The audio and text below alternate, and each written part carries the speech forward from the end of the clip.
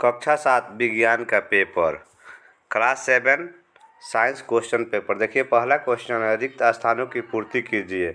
मानव शरीर की सबसे बड़ी ग्रंथि। तो मानव शरीर की सबसे बड़ी ग्रंथि होता है यकृत। तो यहाँ पे यकृत भराएगा।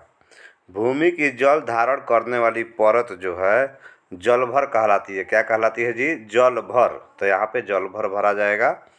आमाशय में हाइड्रोक्लोरिक अम्ल एवं पाचक रस का स्वाव होता है। पाचक रस भराएगा यहाँ पर, ठीक है, जो भोजन पर क्रिया करते हैं। ठीक है। 5 साल से कम उम्र के बच्चों की मौत का सबसे बड़ा जो है कारण क्या है, मतलब ये बताना है आपको। सबसे बड़ा कारण है जल जनित बीमारियाँ।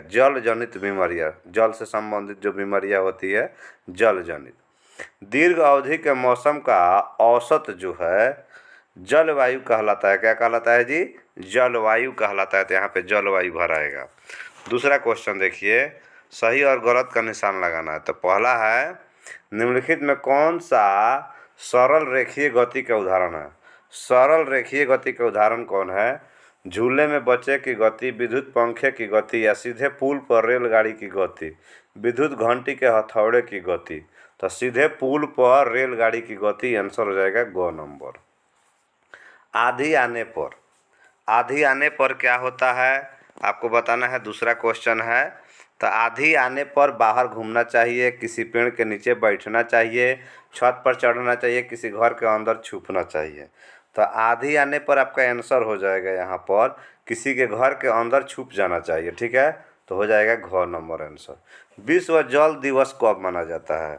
तो विश्व जल दिवस 22 जनवरी, 22 फरवरी, 22 अप्रैल, 22 मार्च। तो 22 मार्च को मनाया जाता है। आंसर हो जाएगा आपका ग नंबर। अगला क्वेश्चन देखिए क्या है,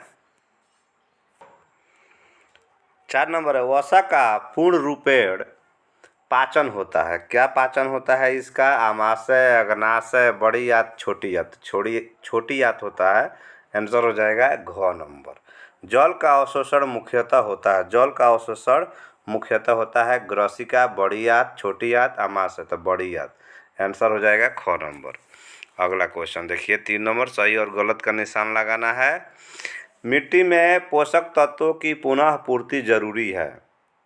तो ये आपका सही है, क्योंकि पोषण जरूरी है तभी अगला जो है आप अनाज जो भी उपजाना चाहेंगे तभी होगा। तो ये आंसर आपका सही है। ईस्ट परजीवी होता है। हाँ, परजीवी होता है, सही है।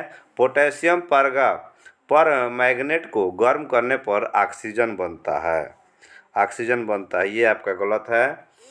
फिटकरी रवादार पदार्थ है। तो फिटकरी रवादार पदार्थ है, सही है। पत्तियों से खाद का बनना एक भौतिक परिवर्तन है। जी नहीं, रासायनिक परिवर्तन है। तो ये आपका गलत है। ठीक है, अगला देखिए अब क्वेश्चन 4 नंबर क्वेश्चन है, चक्रवात को अलग अलग देशों में किस किस नाम से जाना जाता है? चक्रवात को अलग अलग देश में नाम जाना जाता है, जैसे कटरीना, लीजा, लैरी, हिरका, बुलबुल, पैलिन। ये सब जो है नाम से जाना जाता है इसको। आधी तूफान से होने वाली क्षति का वर्णन करें। मिट्टी के पोषक तत्वों को पुनः पूर्ति कैसे करते हैं?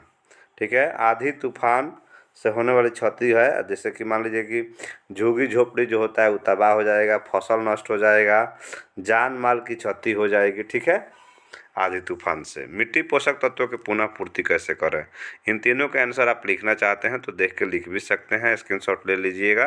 देखिए आंसर आपको हम बता देते हैं। जैसे कि आपने 4 नंबर का आंसर जो है, चक्रवात को अलग अलग देशों में नाम से जाना जाता है, जैसे कटरीना, लीजा, लैरी, हिरका, बुलबुल, पैलिन। 5वां, आधी तूफान से होने वाली क्षति।